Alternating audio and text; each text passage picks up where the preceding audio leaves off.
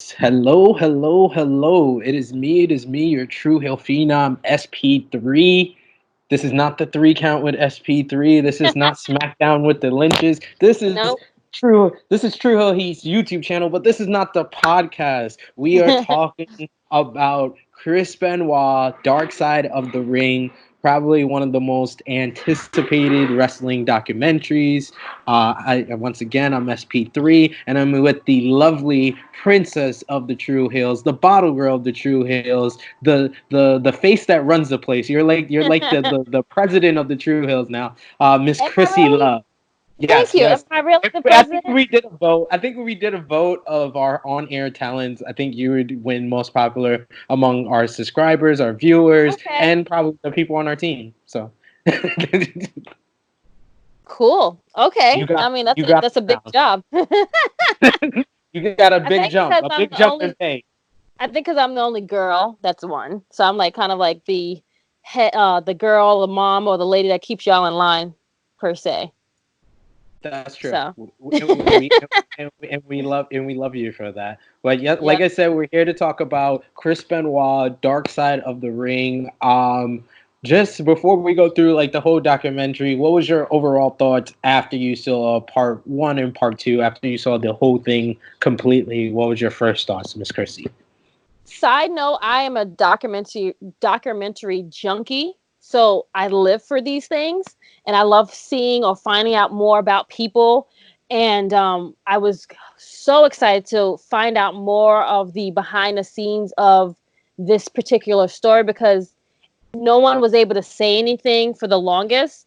And now that we had that chance, it was just like, oh my God, that's that tea that we needed. Or like, that puzzle to be put together on or kind of like stick everything or close the chapter in that book per se. So that was my feelings on seeing this episode or documentary of this particular story. So I thought it was very good. It gave me a lot of information that I didn't know about, which I love to get. So more knowledge put into you or whatever. So I was very happy to see this documentary put together. And like it did, it got the initial people that needed to be in it. I wish I would have seen more characters, but I guess since they are still with WWE, they can't talk about it because like you said, I think they zapped them and they couldn't speak. Like it disappeared, and it's all back of their minds. Who is like the one person that you felt like that's currently in WWE that you would have liked to contribute to the documentary? Definitely would have loved to see Ric Flair in it. Because he was there, a part of the Four Horsemen and everything like that. So he was a part of that whole group when they were all together. So I feel like he's one of the people that might have a little bit of insight into the story. But who else? I think initially everyone that was should have been there was there. That I gave think their gist of it. everyone that had the right knowledge for it, for like every part of the story. I think they had the right people for it, Right, right. to really like tell this story. Like the people that were a part of WWE that couldn't talk about it before, like Dean Malenko and Vickie Guerrero, Yeah. they're now out Yep. of it. So they were able to contribute to the documentary. The same thing with Chris Jericho. So I definitely enjoyed that. My first thought after seeing the whole And Jim thing. Ross. Oh yeah, Jim Ross as well. Yeah, because Jim Ross, yeah, he was on the inside. He was a part of the office for Yep. WWE.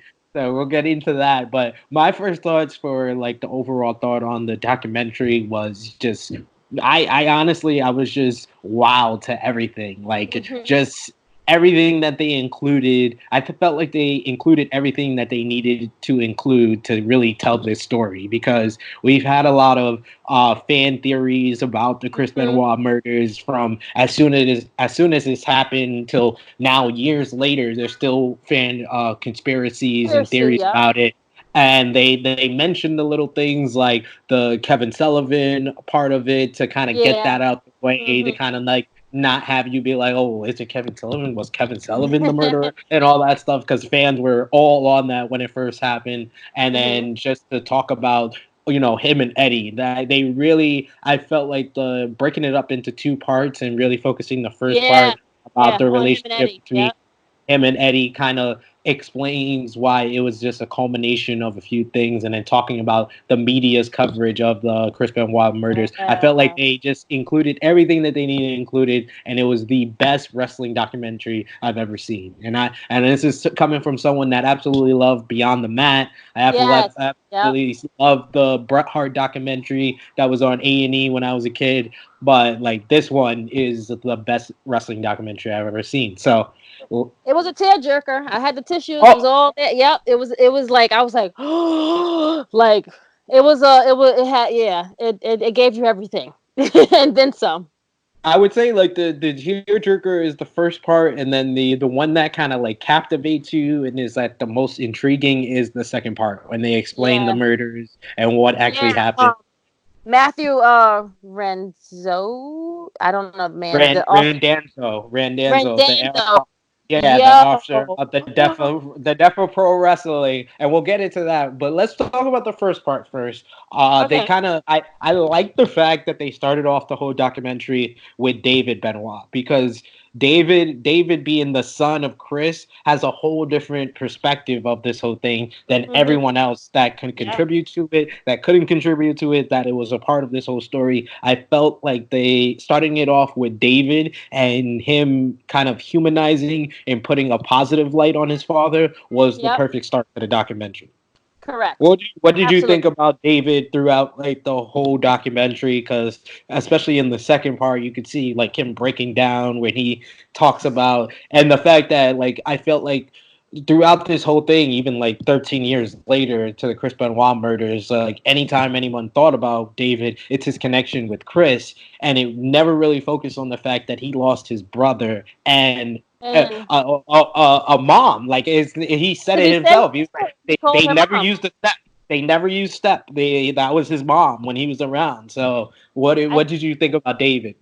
I think David was, besides Vickie Guerrero being like the winner or the MVP of this documentary, he was next.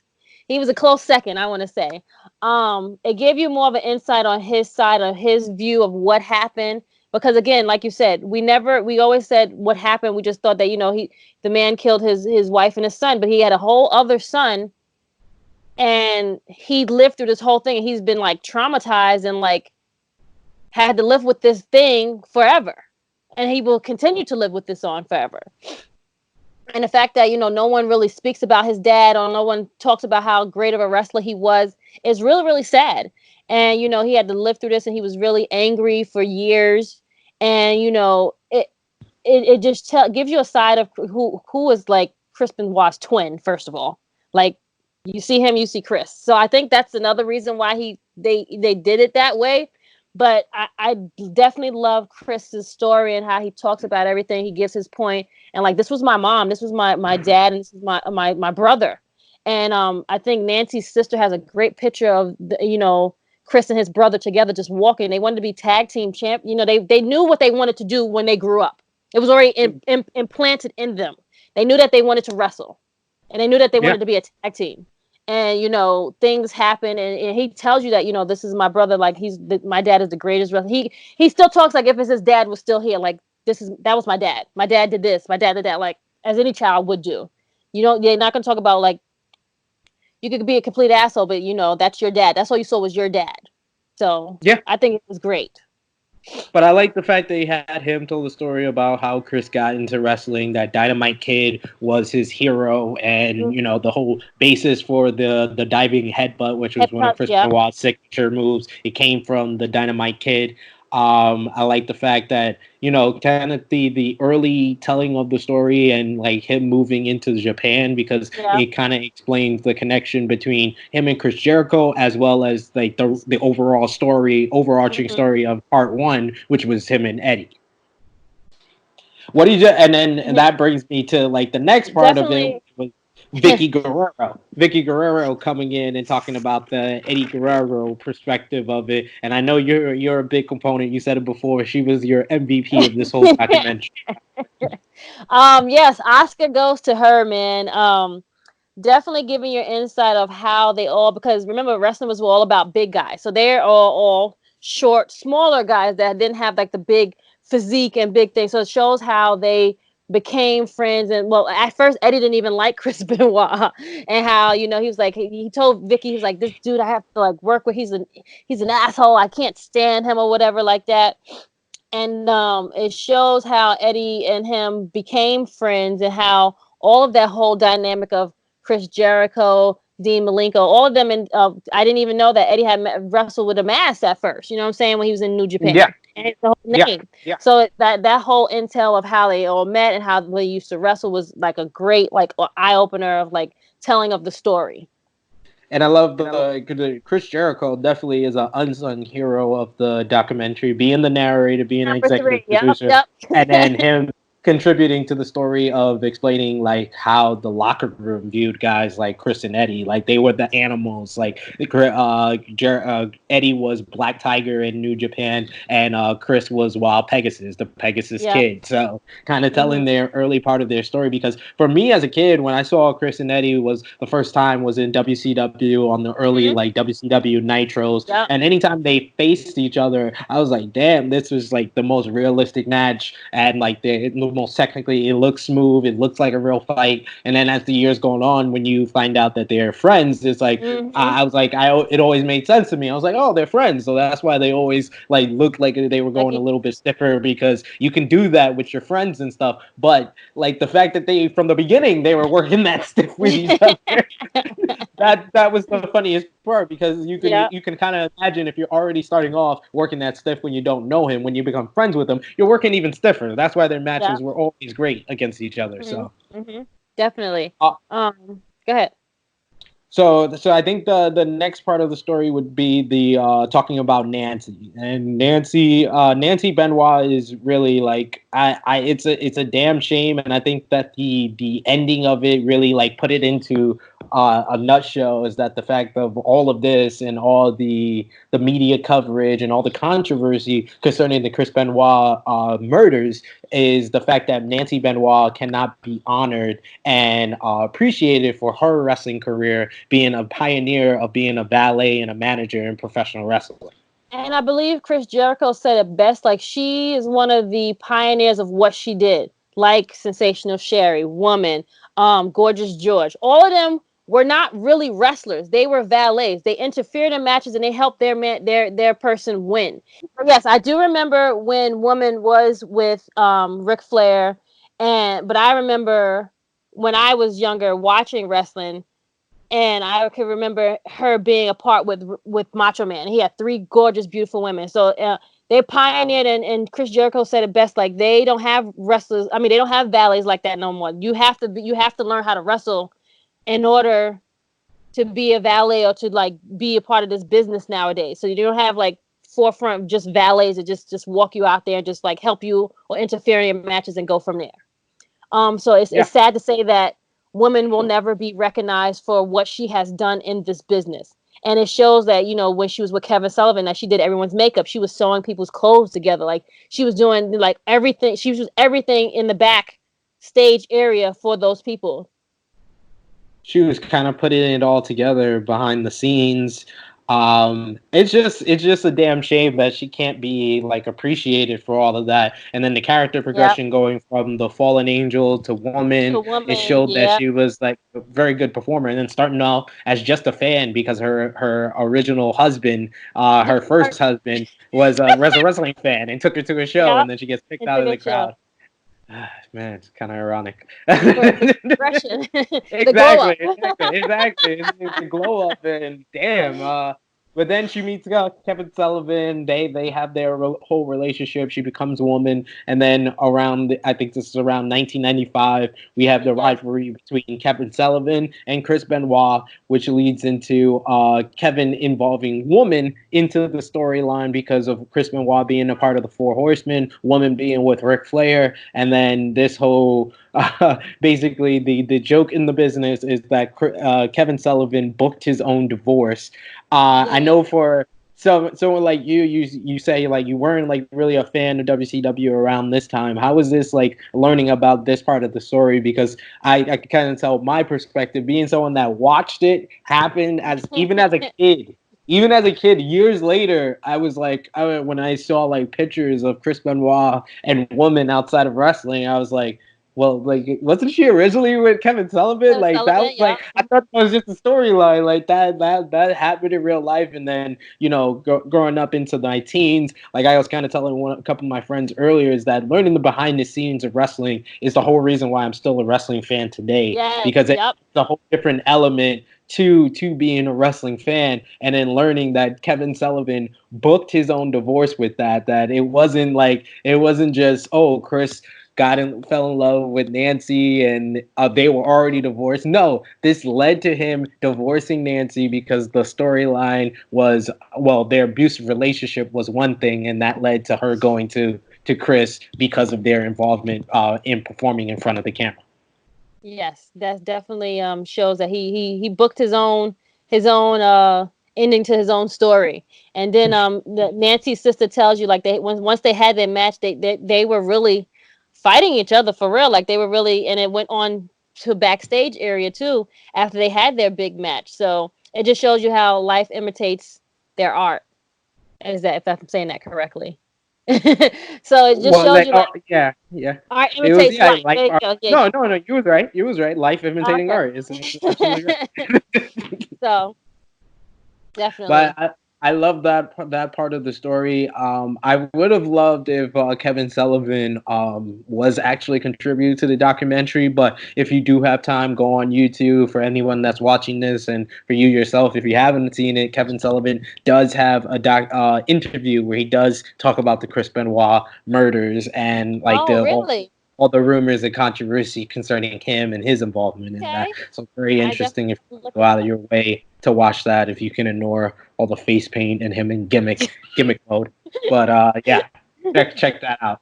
And then that moves into like a part. I think I told you, I think I told a couple of other people. I felt like, this documentary had everything that it needed, but I felt like they could have spent more time on Chris and Eddie leaving WCW to go to WWE, because that's another extension of the Kevin Sullivan story. Because the booker at the time, I believe, was Vince Russo. Vince Russo was doing a shit job in WCW around the end of '99 into early 2000, so they removed him as booker and put Kevin Sullivan in as booker again, and that led to Chris and Eddie leaving the company with Dean Malenko and Perry Saturn. Chris Benoit, which they were trying to appease him, and he became WCW heavyweight champion on his last show with the company, and then he just basically left the title there when he left out of the company the next night. So that was another element to the story that They definitely said I that they felt like they staged a could walkout. have spent more time on it. Yeah, basically. Yeah, they said they staged a walkout, and then they just automatically just show up on like Monday Night Raw, and then they just like interfered into that whole match, and like there was like, wait, why are they here? Like, don't they work at the other place? This was before the other show was even bought yet. Like, wait, what they doing over here? Like, and as a kid, you watch it, you was like, wait, don't they work at WCW? Like, how they get over here? Like, it's just again, but like, gluing these little kids as we were watching this. She was like, oh snap! This is crazy. That was like really, it's really fascinating to look back on that time, because it was really crazy with the jumping back and forth, and that was kind of like right, the last big jump of that whole right. time, because Before they were like taking, yeah. that was four young guys that WCW could have had like the opportunity to push as stars that they never did, and then they come to WWE, and then years later, half of them become a heavyweight champion, and kind of Champion.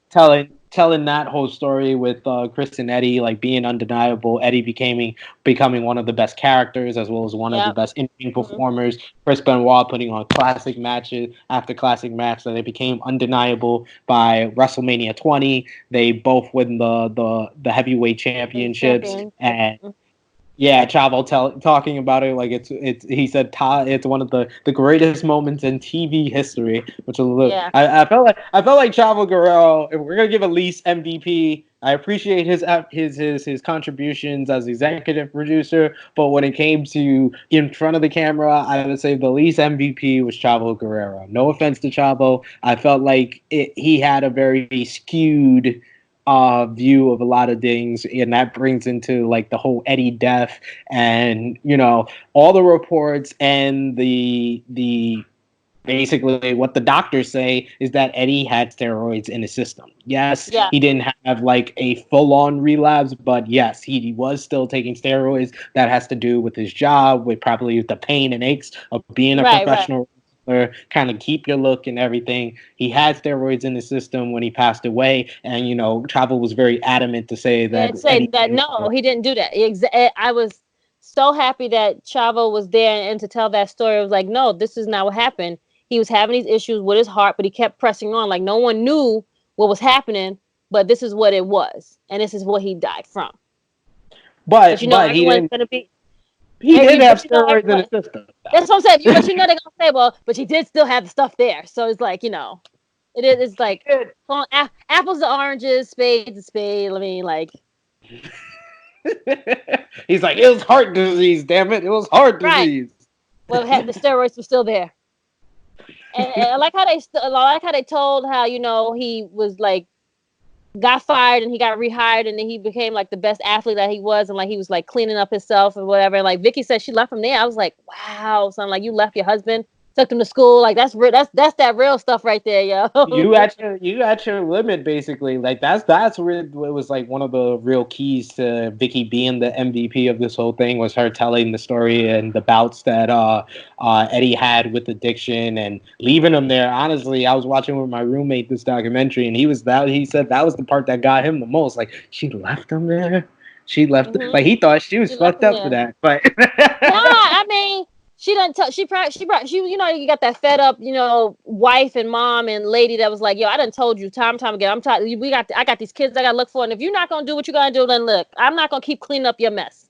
And that's what she did. She left him there. He had to like really like hit rock bottom and see like, hey, like I gotta get my stuff together. And he eventually did. He got into the shape of his life. They showed the highlights of his big win at No Way Out 2004 against Brock Lesnar, and then of course him and Chris celebrating at the end of WrestleMania 20, which is it's not one of the greatest moments in TV history like Chavo said, but it's one of the greatest moments in professional wrestling history for sure. The 100%. Yeah.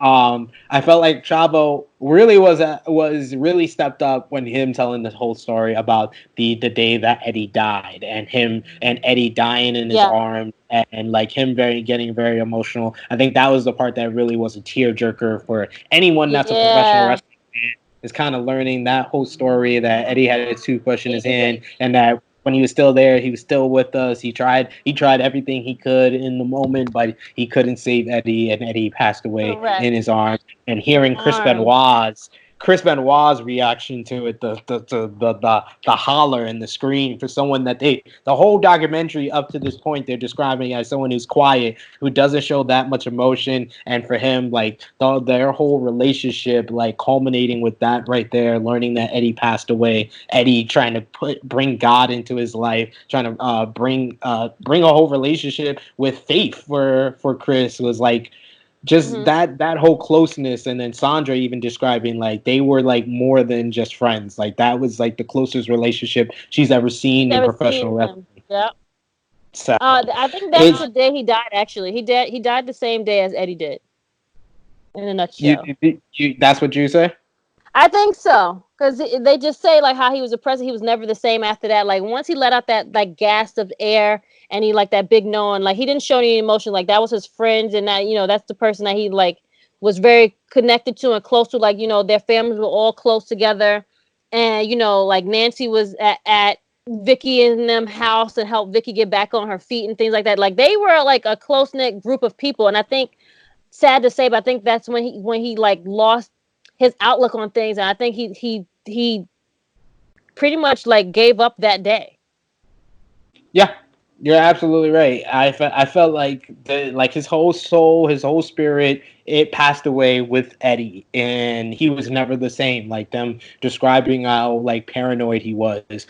Chris Jericho describing about the funeral and him leaving the puddle and the stain on his jacket that seeped through to Yeah, his shirt with tears because he was yeah, so emotionally distraught, and then not having that time to kind of deal with that grief, that just going right on tour with WWE. And Chris Jericho at the time right was after, not with yes, WWE. Like he was taking one of his sabbaticals from WWE, so he was able to like kind of deal with that grief. And that's why I think that's why the Chris Benoit death kind of hit him even harder, because he was on his way back from one of his sabbaticals, and then radicals, yep. hearing one of his best friends like passed away. That's why his son said, "You cry funny, Dad." But it, it's Exactly, just like exactly.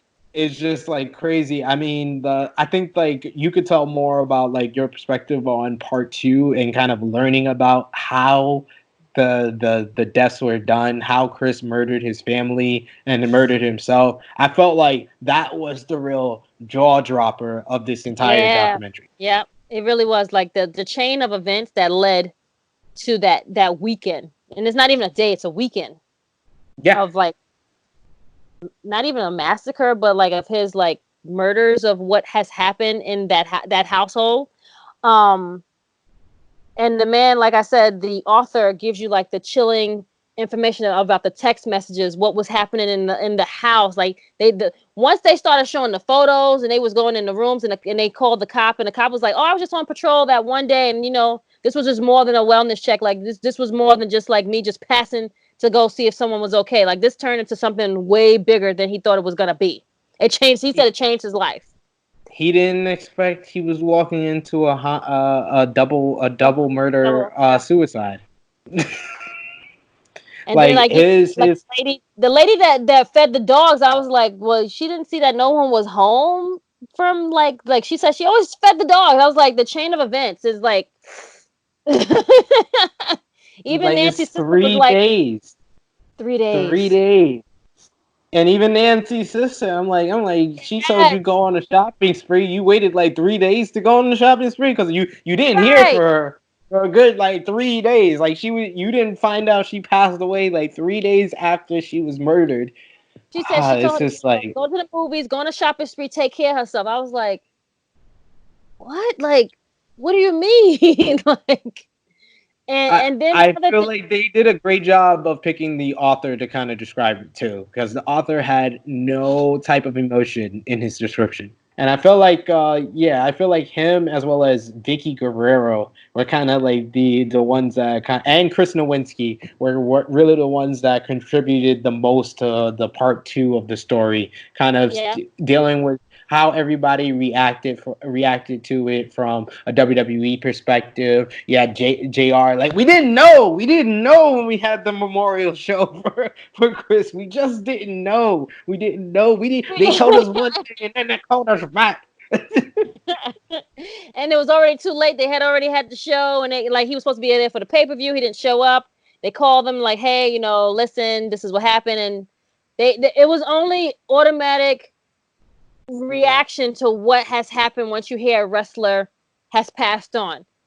They do whatever they that's what they do. They pay tribute to someone that was working there, that someone that's there, that they did anything that any real life person that has any type of emotion would do.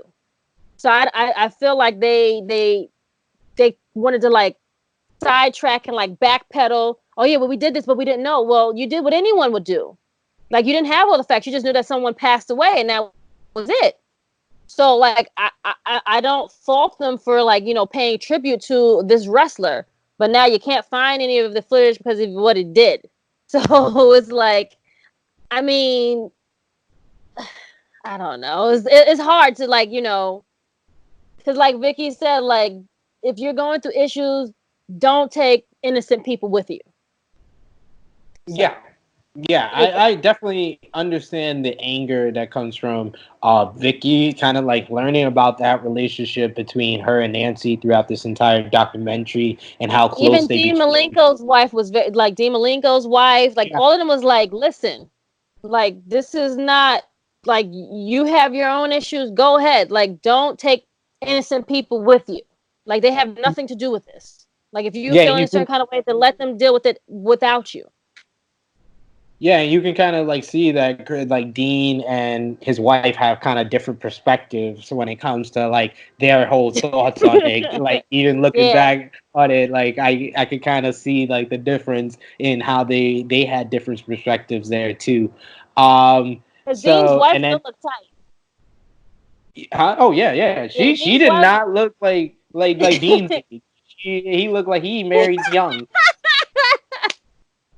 Good job, Dean. Good job, Dean. And he's a deal. I know a couple of people asked questions like online, like they saw he was like shaking. He is dealing with the bout of Parkinson's.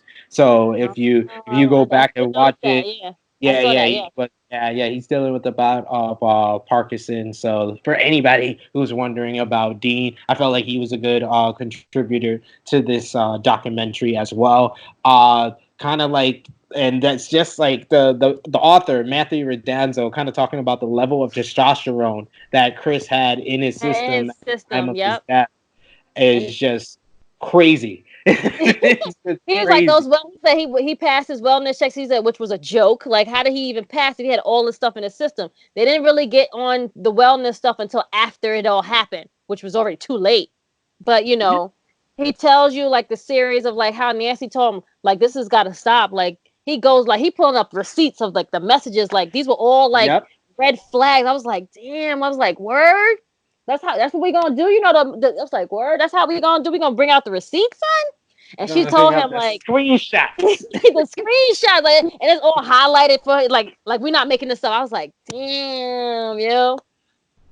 And he tells you like, WWE got dragged during this. During like there was like a good 20 to 30 minute portion of this documentary where I was like, 13 years later, y'all still getting dragged for this shit. and not for nothing, I remember when Vince went on the Today Show and had that talk with Meredith Vieira about the whole thing. I was like, dang, I remember that thing like it was yesterday. He's saying like, listen, this is what we do. We have our wellness checks. This is what we like. He stood like firm and believed like this is except that didn't have anything to do with him.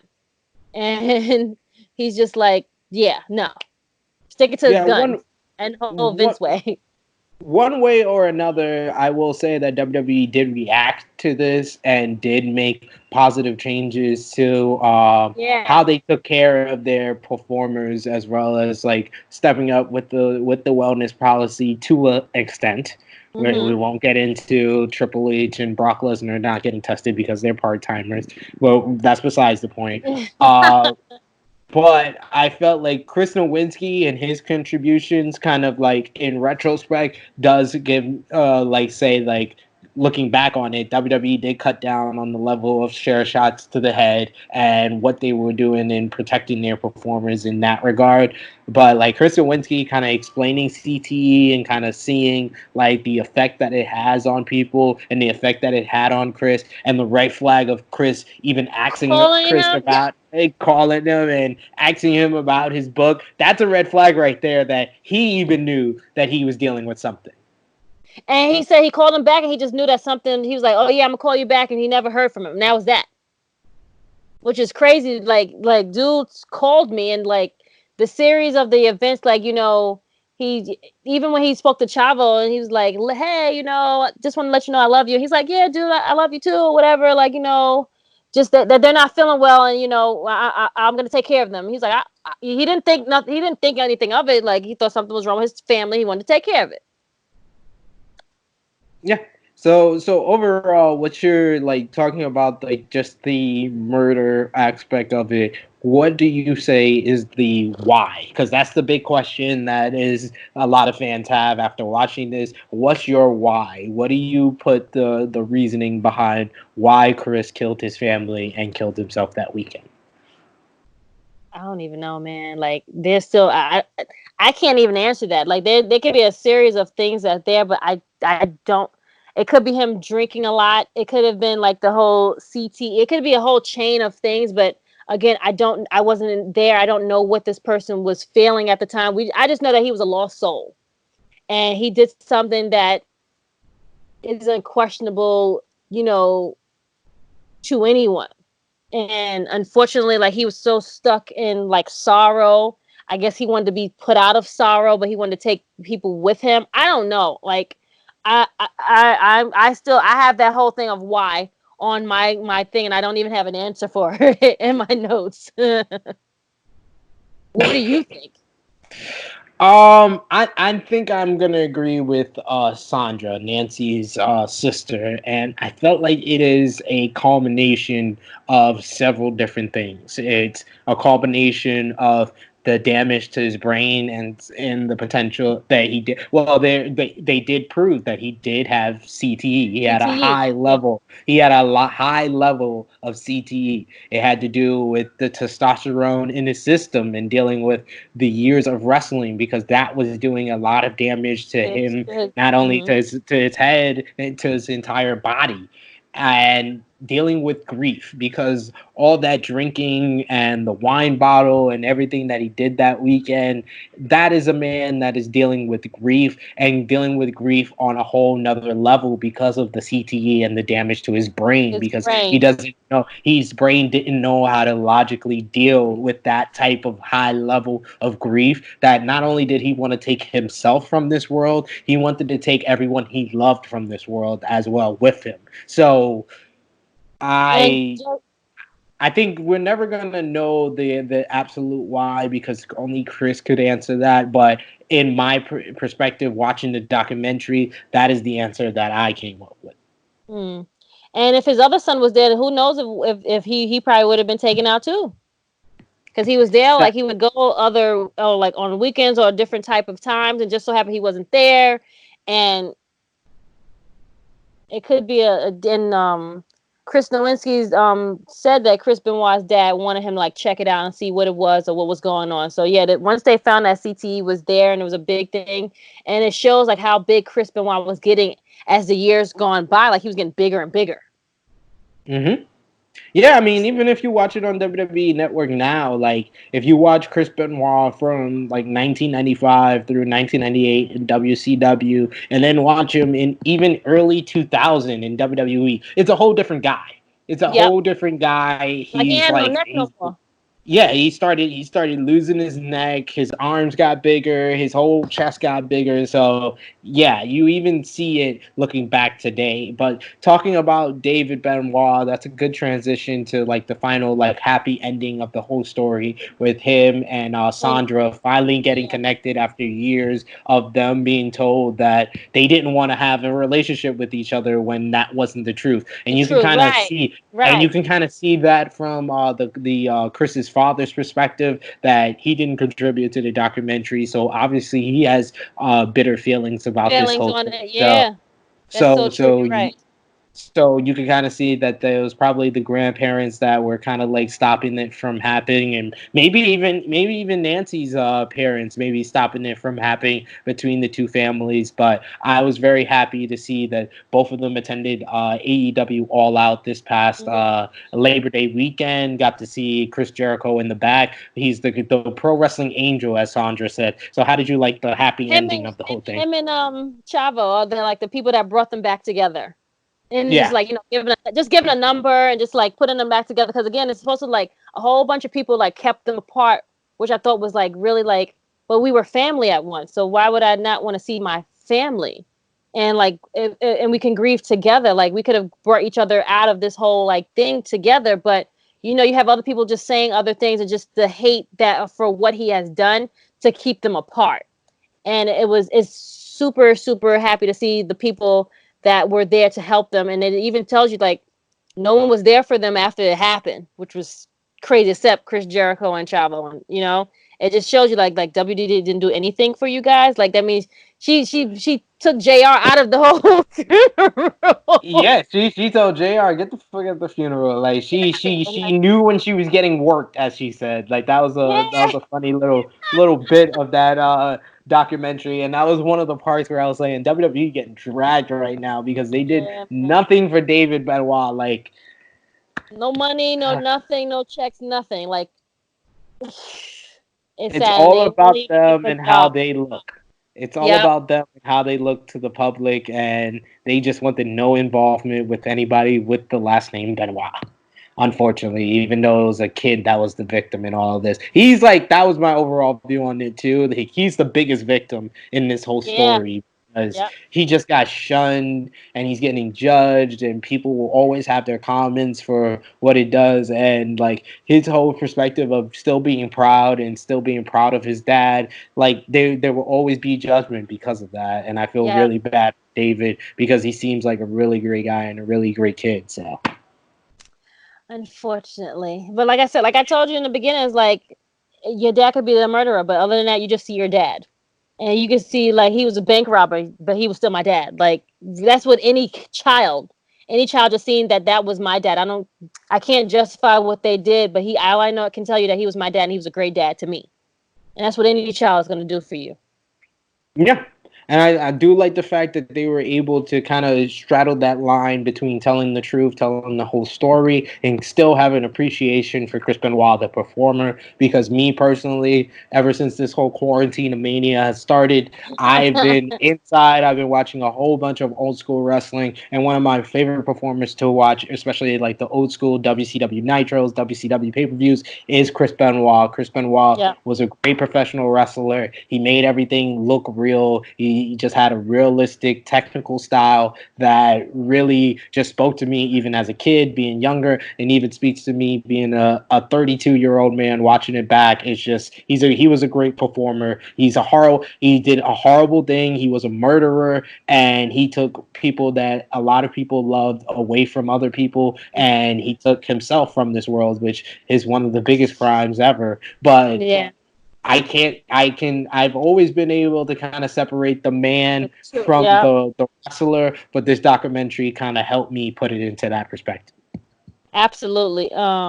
It definitely tells you how his work ethic was, that he always wanted to give a good product. He always wanted to give you his all. So even like what they told you, like he made a mistake and he was in the back doing squats because he messed up. Or he thought he messed up. And it just shows you that the performer, he wanted to make sure that he was giving you everything and giving it the quality of what should be given to us as an audience. And like you said, you have to separate the two. Yes, he did something horrible, but you cannot say that he was not a great wrestler. And for anyone that could do that flying headbutt is so effortless, you're a liar. All time great for that sacrifice of putting his Right. neck and his head on the line every single night and doing that flying headbutt beautifully. Yeah. So, any plugs before we wrap this Chris Benoit Dark Side of the Ring review up? No plugs. Just watch SmackDown with the Lynches. We will try to give you our best product on what is given to us for now. Everyone stay safe. um, that's about it. And just try to You keep might have to going. start like recording your actual reactions to this, so the wrestlers have some reaction to what they're doing. You know. You're right. You're absolutely right. A friend of mine told me we should start doing like wrestling TikTok videos. So I don't know how to do All TikTok, right. but I'm gonna. They know how to I do it. like I it. don't. That's There you I'm go. You learn from the kids. It always helps. Learn from the kids. The perfect. only plug I have for you guys, check out my top 10 WrestleMania builds. We have a top 10 video that's going to be up very shortly. But thank Nice you for watching our Chris Benoit Dark Side of the Ring review. Are we going to come review. back with are we going to do New Jack Dark Side of the Ring review? We can. I don't know who New Jack is, but I'll definitely watch it and figure it out. We can do one. New Jack New Jack is one of the iconic ECW wrestlers because all he did was go out there and try to murder people. He stabbed wrestlers. He once almost committed murder to an 18-year-old kid called Mass Transit. He once pulled a fat man off of a scaffold, and that fat man landed on his head, and now he has permanent damage to his brain and his eye socket. But that is just a short review of our Oh yeah, next so then we'll Dark definitely be Side of back the next Ring week. our Dark Side of the Ring review for New Jack. So thank you for watching our Chris Benoit Dark Side of the Ring review. That is the beautiful Miss Krssi Luv. It is me, your Tru Heel Phenom SP3, signing off until next time.